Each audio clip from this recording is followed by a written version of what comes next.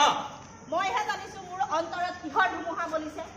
চাল্লা মাথা গৰম হৈ যায় বে আৰে মই আছোতো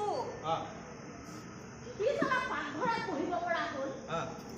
তোৰ পাপাৰ লগত একেলগে ডাইনিং টেবুলত বহি ভাত খাব পৰা হ'ল চাল্লা মাথা গৰম হৈ যায় বে কি আছে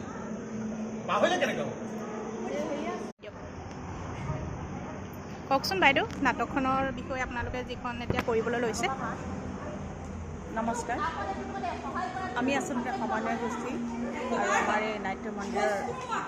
যি সকলো সদস্যই একলগ হৈ আমি এই নাটভাগ কৰিবলৈ লৈছোঁ আমাৰ নাটকখনৰ নাম হ'ল অজলা ককাই পগলা মৰম মাননীয় প্ৰবীণ ফুকন ছাৰৰ আৰু আমি আটাইকেইগৰাকী মহিলাই কৰিছোঁ চৰিত্ৰ পুৰুষৰ চৰিত্ৰটো মহিলাই কৰিছোঁ কৰিবলৈ লৈছোঁ।